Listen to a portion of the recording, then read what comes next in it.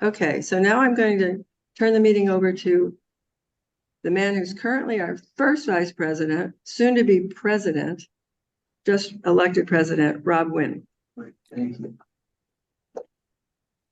Thank you very much, Connie. This is part of our Great Journalist series that we're going to talk about today. And we are very, very fortunate to have Julia Marsh join us today. And Julia is in Sacramento. She's joining us via Zoom. And I'm going to tell you about her exciting lifestyle, her history, everything that your editor sent me, Julia, from the press release. Whether you want to or not, it's still on here. It's online. We're very fortunate to have Julia. Thank you so much for joining us, Julia. It's very important. Politico is one of the most important media outlets in the country right now. I'm sure everyone looks at it, they read it. It's a great source of news about all things politics around the country. Julia is the editorial director for California. That shows that Politico has a real commitment to the state of California. She is the top editor overseeing their ambitious expansion in the nation's most populous state. And Julia, you've lived in many states. You know, we are also the best state, and including to be the most populous and the world's fifth largest economy. She came to Politico just as New York Mayor Eric Adams was entering office. She following a decade as a legal correspondent and then City Hall bureau chief for the New York Post. Your editor says in the press release, ask Julia about her coverage of Hulk Hogan and the invasion of privacy lawsuit against Gawker Media back in 2016. So Julia has a lot of information about that. She played a key role in leading the coverage of former President Donald Trump's indictment by a Manhattan grand jury last year. She's a graduate of Colorado College. She attended Columbia University, the Graduate School of Journalism, and she worked for, I hope I'm saying this right, Yomiuri Shimbun, Japan's largest daily newspaper during the Bush and Obama years. So we are very fortunate to have Julia. And she's going to talk about her coverage. She's going to talk about the California elections and the national elections and take questions from us. And Julia, you sent us a story from one of your people on your staff, one of the people that worked for you, about everyone's talking about the California congressional elections. And a lot of the pundits say it's looking like it's going to be very, very blue in California. And your story was maybe not so fast. And one of the reasons was because of I'm paraphrasing, blue collar Hispanic men may be turning away from some of the, and we'll just do the state races first for the congressional races. So without talking anymore, let's hear from Julia and let's talk about the California race. Julia, please. Sure. Yeah. So I'd encourage you all to check out this piece. If you haven't already, it actually touches on two of the seats that you just mentioned that you all are canvassing for. That's Michelle Steele's seat and Katie Porter's soon to be former seat. And indeed, I don't know if any of you know who Mike Madrid is. He's a rather well-known Republican, California-based Republican consultant who's a never-Trumper, who was part of a founder of the Lincoln Project. And we talked to him and others for this story. And his analysis was, he has a book coming out soon. Actually, he might be an interesting person to speak to your group. About how as Latinos in the U.S. Mature, they vote less along ethnic lines and more like the rest of the people in the country, right? Around gender lines, around economic lines, educational lines. So there is a sense that not only Latinos, but also other ethnic groups are not so solidly blue anymore. I was actually at a book talk in LA last week with Jen Psaki, the former White House press secretary, and Dee Dee Myers, who I'm sure many of you remember was the first female press secretary under President Clinton. She now works for Governor Newsom, doing a lot of climate work, a lot of economic development. And Dee Dee said at this talk last week that, Democrats really can't keep count on that kind of ethnic, across the board ethnic support from Latinos, from Asian Americans, from even African Americans anymore. And I think, We saw that the last congressional elections when Democrats down your neck of the woods lost 3 House seats. So it's something also that goes all the way up to of course, the presidential election, and there's similar concerns in swing states like Pennsylvania that Biden cannot count on that sort of strong base that he had before. You probably have heard a lot about African-American electorate maybe not turning out to vote, being unenthusiastic.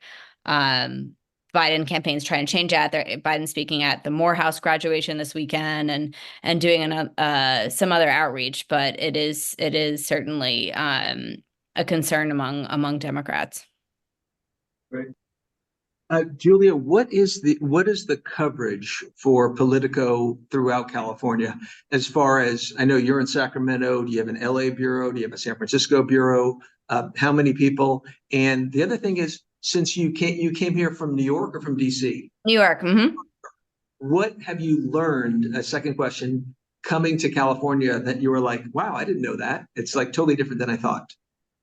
So I'll take the second question first.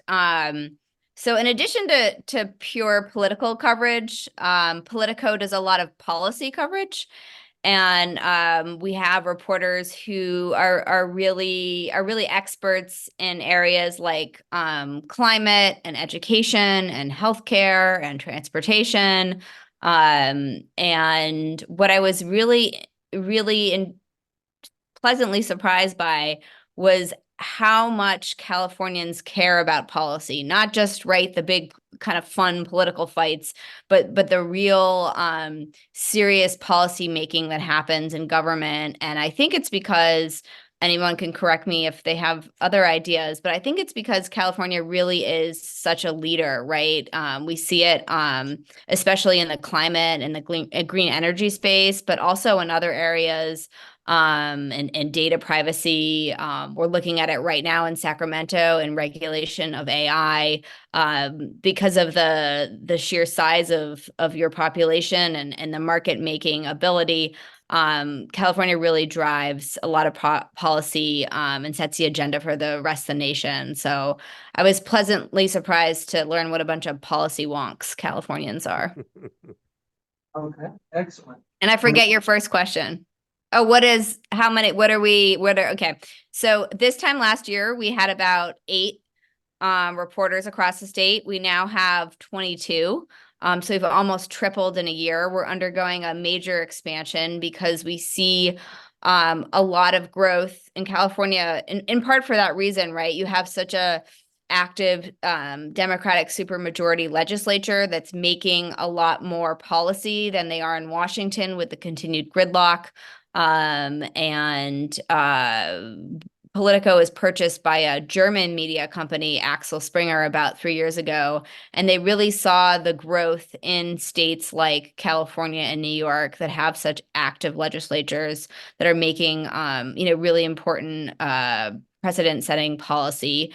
So we have most of our reporters in Sacramento, but we also have, counting maybe about 6 reporters in Los Angeles and another 4 or 5 in the Bay Area.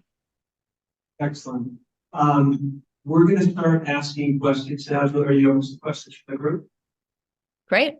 Okay. Anyone in here before we go to Zoom? Connie, go ahead. I have a comment and a question. The comment is that I was working closely with, I'm with the Citizens Climate Lobby, and we were working closely with our Assemblyman Albert Succi on a bill. The number was AB 2329, I forget the name of it, but it was a bill that would have lowered electricity rates for consumers. And we got some really nice articles in Politico around that, and we were grateful for that. When I don't think the LA Times picked up on it, and we were really happy that you guys did. That was my comment. Question is, so I think of Politico as kind of the center left organization versus the Hill being the center right one. And the Hill seems to be moving out into other media. Like I see they have a YouTube and now they have a TV show, and that's picked up both on the POTUS station and on news station. And I'm wondering if and they're supposed to be center right, but for me they sound really, really right. And I'm just wondering if Politico is going to be branching out in that area too, because I think you should. Well, thank you for the comment on the energy bill coverage. That's been a really important storyline for us. And I'll just give a quick plug for our climate team. We have probably one of the strongest climate teams in the state, 4 dedicated reporters across, areas like the environment, energy, water, agriculture, etc. And we have a California climate newsletter 5 days a week, publishes at 6 p.m. and it's free. And I encourage everyone to subscribe if you're interested in those issues. Politico strives to be nonpartisan. So I wouldn't characterize us as center left or center right, but we really do try to be nonpartisan. I really believe in nonpartisan journalism. I know it's extremely rare and difficult, but I think to be trusted and really seen as an authority, you need to strive to be as objective as possible. We do not have plans to do a TV show. A lot of our journalists, I'm sure you've seen them, are on, MSNBC and CNN and other networks. I think a concern, Politico has been around for 17 years. A lot of media startups have come and gone. A lot of major newspapers like the LA Times and even the Washington Post, which is owned by the richest man in the world, is laying people off. And Politico really believes and kind of staying true to its mission and focusing on its core, which is digital journalism. And I think, unfortunately, the more that you see different publications try to do too much, they get watered down. And so that's really our mission. That being said, we do believe in trying to change with the time. Something we're looking at is delivering news by text messaging. Of course, newsletters is something else. And but I don't know if you remember too, like the New York Times had this like huge video component. So did some other publications, and turns out that was all based on basically like bunk numbers. It didn't really actually drive that much traffic. So we're just very careful about how we expand and how we grow. So Julia, if you don't do a YouTube show, would you do like a TV variety entertainment show? I don't think that's in the cards. We're like very strict on covering, politics, policy, and power, and you're not going to get your weather from us or your sports, or, as I was looking at the LA Times this morning, what kind of couch to buy, unfortunately. So that's a plug for the LA Times, by the way. Okay, excellent. Thanks. Majority has a question here from our live audience.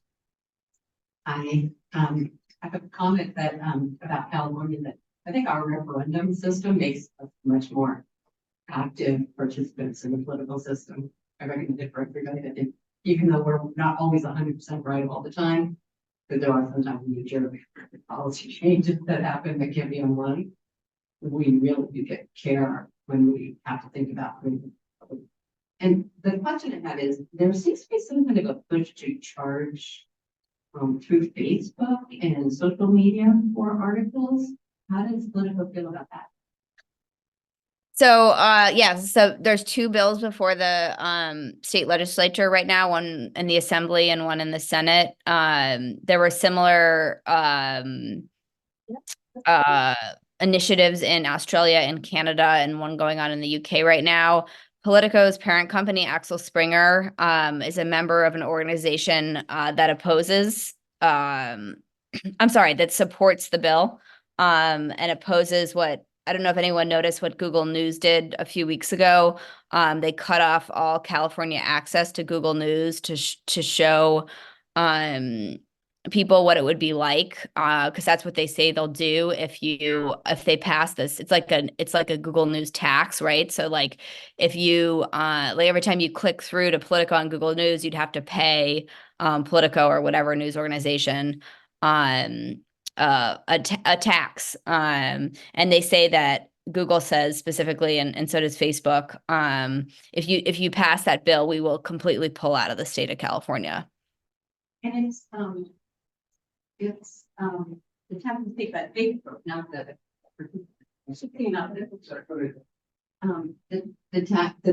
the ability Facebook or the media company pays it, not the individual clicking on it, right? Right. The media company, Facebook or Google.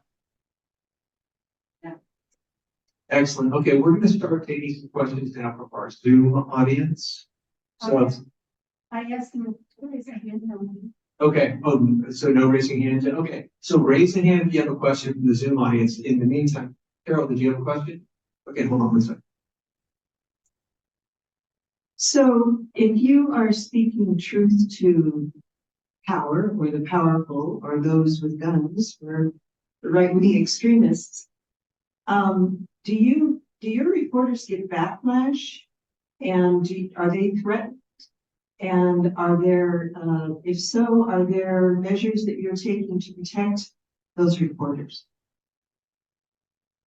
Yes. None of my reporters in recent times have been threatened. None of my reporters in California. However, there's actually I'm forgetting what her name is. I could send it afterward. There's a one woman news outlet up in I think it's in Shasta County, and she was given the Sacramento Press Club Journalist of the Year award because she has been severely physically threatened. I think the police had to intervene when she was pushed out of a public meeting she was trying to cover. But yeah, some Politico reporters have been threatened, and we take that very seriously. We have trainings for our reporters about how to handle, online harassment can be very severe too. And oftentimes it is journalists of color and women who are particularly targeted. So we have trainings, and then we also have security consultants. Ahead of the the Democratic Party state convention in Sacramento last year. It was shortly after the war in Gaza had broken out, and there were concerns about our journalist safety. So we had a training with a security consultant ahead of time, about all sorts of measures that the reporters should take. And it's always important for us as editors to be in touch, to have kind of check-ins. And but yeah, it is a very serious thing. I think you remember there's a journalist in Las Vegas who was killed while reporting on a story. So luckily in this country, we're a lot safer than, say, in places like Mexico or Russia. But it is something we take very seriously, and it has happened. Thank you, Julianne. We have a question now from Tim Dixon, our incoming vice president. Thank you for joining us, Julianne, this afternoon. The one question I have is, with the normalization, one of the candidates that's running for president then lies repeatedly, what can the mainstream press, and I say that as a good thing rather than I call the other type of press the propaganda press, what can the mainstream press do more of to not normalize all of the lies and to get information to the public about these lies, since, in my opinion, since the mainstream press wants to appear to be trusted and balanced, the one candidate for president just gets a break in terms of the lies that he tells, and I don't think that really sinks through. I wonder if the press should take a different tack than they have to present day to deal with this candidate? And I'd really appreciate your thoughts on that. Sure. I'll offer two thoughts. One, I don't think we should do what President Biden told journalists we should do at the White House Correspondents Association dinner a couple weeks ago, which is that basically we should choose sides because the future of democracy is at stake. But I really don't think that's what journalists should do. You know, it's really not up to us to choose sides. And it's up to us to challenge all those who are running for office. And I think it, you know, at the end of the day, would make most candidates stronger candidates, right? If their kind of feet is held to the fire and lying aside a lot of politicians, right, like to exaggerate or you know, maybe misremember things, and that's where the press is supposed to come in and fact check. And in terms of former President Trump, I was on a call with an editor who's our defense editor on Friday, and he said something which I think is really important, is that we in the media who covered Trump day in and day out when he was president forget some of the really historic things that he did, some of the lies, and that we shouldn't kind of we shouldn't forget that, right? Like if there are I think he said the other day that he was going to be a dictator, you know, when he comes in. I do think we should fact check Trump, but I also think there's an extent we also need to take him seriously, right? I think people considered him a joke last time around, and that's why so many in the media and so many others in the US were just shocked when he was elected president. So I do think we, in many words, need to take him at his word, but then you know, not always trust what he's saying is of course, you know, inaccurate. I think it's really interesting to see him before Judge Marshon in New York, right? Because that's where you really do have to play by a certain set of rules in court. You know, we've seen the gag order in effect. We've seen the judge threaten to put Trump in jail if he violates it.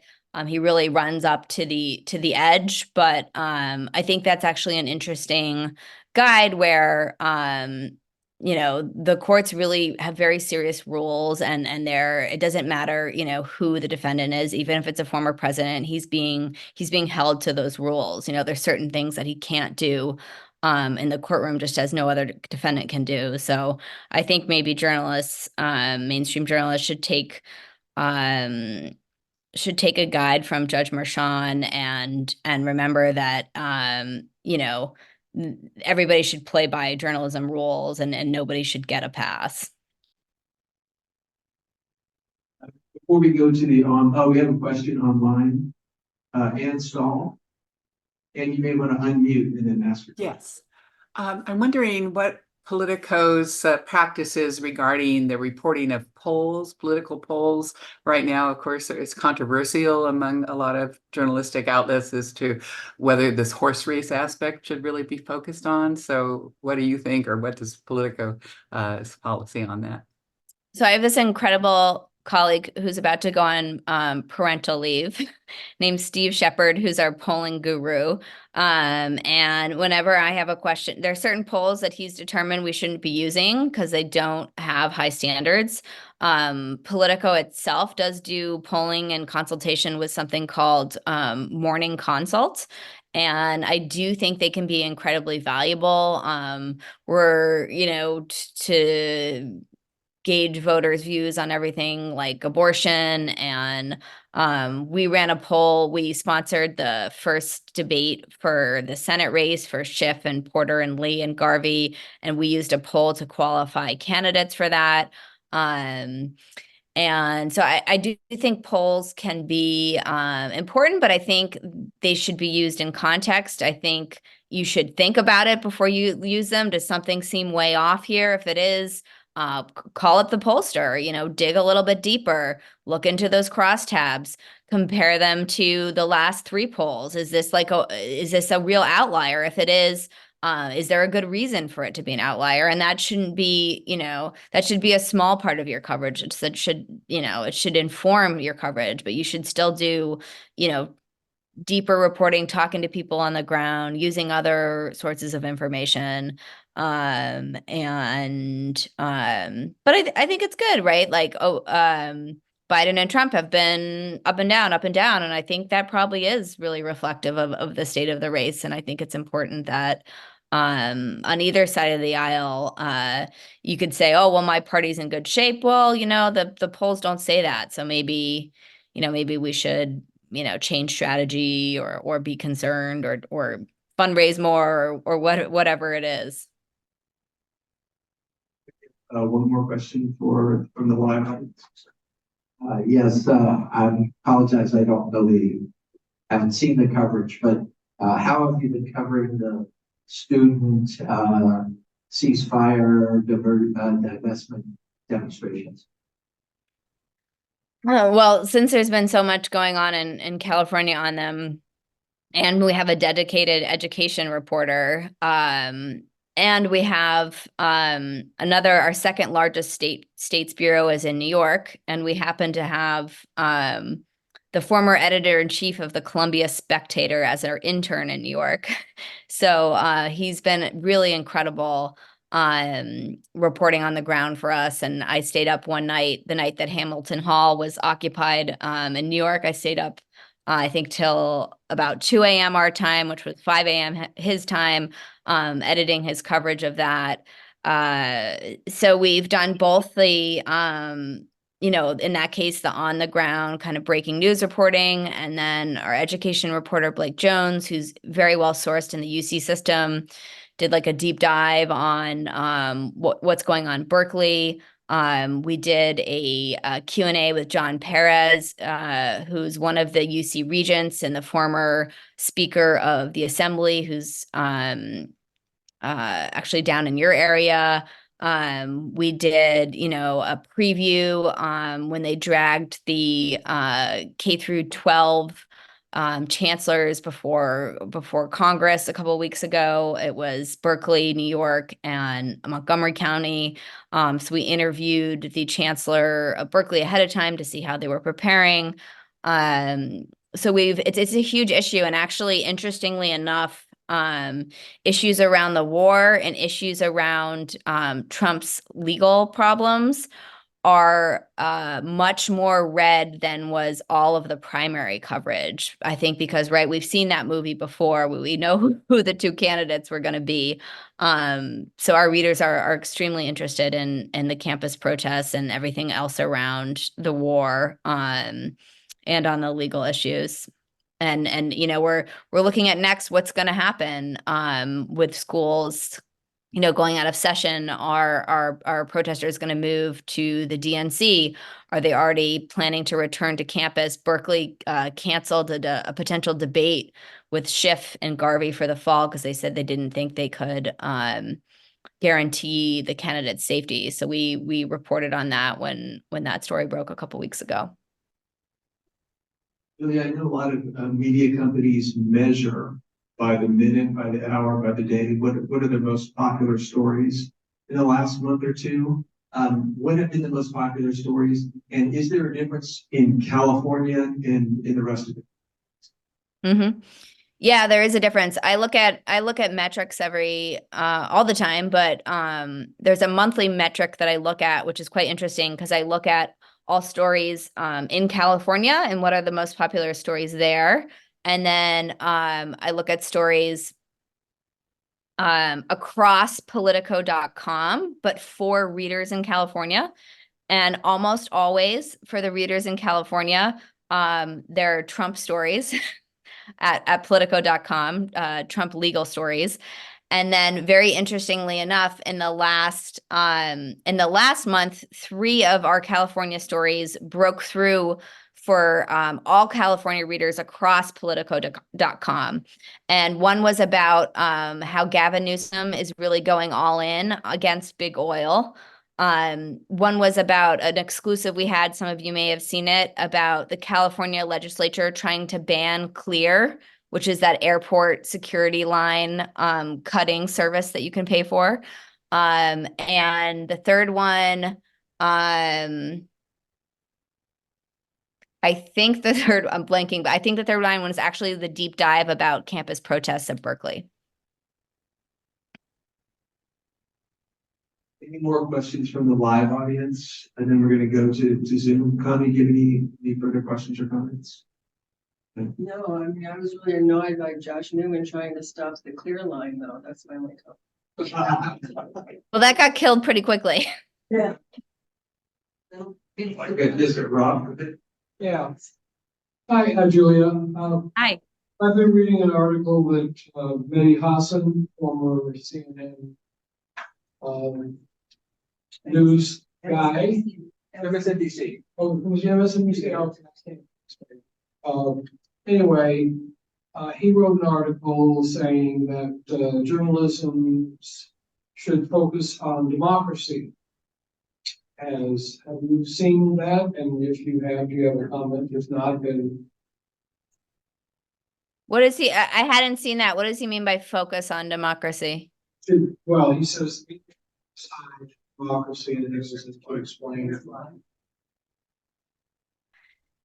Yeah, I mean, I'm not, it's hard to say focus on democracy, right?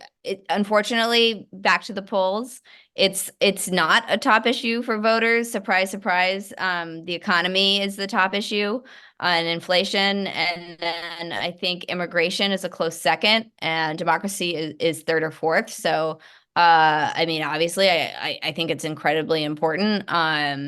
Talking about communism and Michelle Steele's tactics. I studied abroad in Cuba when I was in college, and I learned what it's like to live in a non-democratic country, and I'd never want to live in one. And the freedom of the press is a core tenet of democracy and something I believe very strongly in. But I think we cover it to the extent the issues come up around, January 6th, around, some of the legal issues with the electors in these different states that tried to overturn the election. We covered it when there was a question of whether or not Trump would be on the ballot in California and other states. We covered the Supreme Court hearing of that. So, I mean, we certainly do a lot of democracy coverage, but there are other things that really matter to Americans, and oftentimes it is, for better or worse, the day-to-day things that are in front of people, like the economy, and immigration. And actually think, it's to anyone's detriment, but particularly to Democrats, right, detriment to ignore those issues that people are actually voting on. From Politico's standpoint, I know sometimes you have to follow stories that other organizations break, using like the New York Times example with the Alito upside down flag.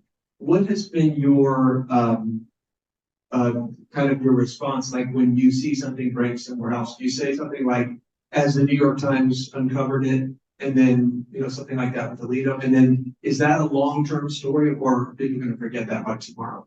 On Monday or Tuesday, that'll be off the radar. Yeah. And Politico and everything else. Well, we never like to be beat. And so the first thing, if it makes sense, we try to, what's called in the business, match the story. We try to do our own independent reporting to confirm it. That's the ideal thing to do. If we can't, then we'll cite the other publication. But with a major story like that, a major scoop, we would indeed say, as first reported by the New York Times. And I'd say that, I'm in California, so I'm not directly involved in that coverage, but I would bet that my colleagues and our competitors are digging into it to see if there's anything else there. It's Supreme Court justice, and it's a big story. So if there's something else, I would highly doubt people would just move on from it. But if it really was some sort of a isolated incident, then, clearly the Supreme Court is under the microscope right now. We saw ProPublica for its excellent coverage of Justice Thomas and all the free trips and perks he took, won the Pulitzer this year. That was really, really incredible reporting. And from my understanding, came from just like really like digging into foiled records, freedom of information law records, and pushing on the redactions and seeing little pieces, little clues, and pulling on those strings. So that's journalists really are very dogged. So if there's more there, I'll bet you'll see developments to come from Politico or others. Carol, Carol, you have a question. First of all, I'd like to say, I deeply respect your even-handedness. You're talking to a partisan organization, and I just think it's very refreshing to see how fair the Politico is trying to be in all this partisan world too. But what I would like to ask is, how is Politico funded? I know you said a German organization bought it, and how are other organizations, news organizations? Sure. So yeah, Axel Springer, which is a major German media company that owns a number of TV stations and newspapers in Germany and actually around the world, that was founded, I believe, in the 50s. Don't hold me to that. It's a long time publication. But Politico is very, operates largely independent, largely on its own. And Politico is a rare news outlet that is profitable because of our funding model, which is about half of our revenue comes from advertising through what we call our consumer site. So that's the free site that you and others log on to. And then we have what's called a pro version, and that's a subscriber. That's where people pay a significant amount of money for a yearly subscription for really in-depth policy coverage that I kind of alluded to earlier. So, and in California, it's very in-depth coverage of what's going on at the state legislature and all these bills. You can read bill analyses. You can really go deep on the areas I spoke about: climate, education, healthcare, the budget, tech and AI.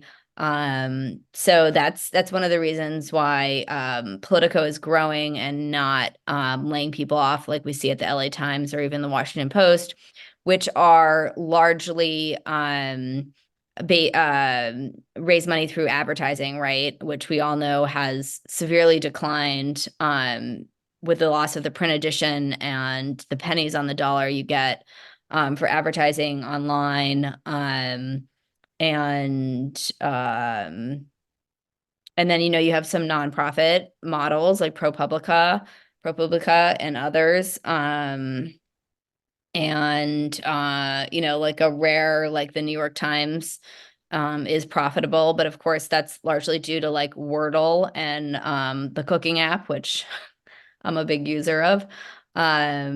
So it's it's not a lot of publications have found a way to make it profitable or even sustainable.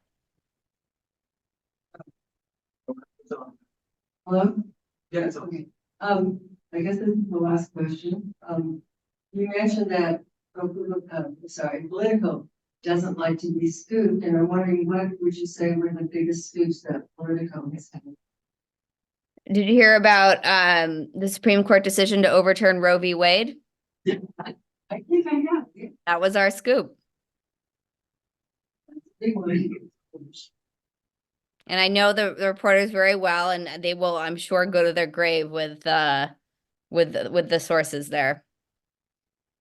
That's fantastic. I just want to thank you very, very much, Julie. I know you Thank are you. busy. This is a Sunday, Sunday afternoon. I think the Pacers and the Knicks are playing later today, and other things, the Dodgers and all that. So there's a million different things going on, but we're very, very grateful. I'm going to thank our mutual friend Ruth, who recommended you with reader in New York. It was very kind of her, and we're very grateful. And hopefully in a few months we'll have you back and we'll discuss, Politico's coverage of the election. And, That'd be great. And you lucked out because I have a 2 and a 4-year-old, and you asked me to talk during their nap time. So that's why I'm available. We planned that perfectly, Julia. All Well, right. thank you so much for being, engaged citizens and, people who help keep our democracy thrive. Great. Thank you so much, Julia. Nice. Take care.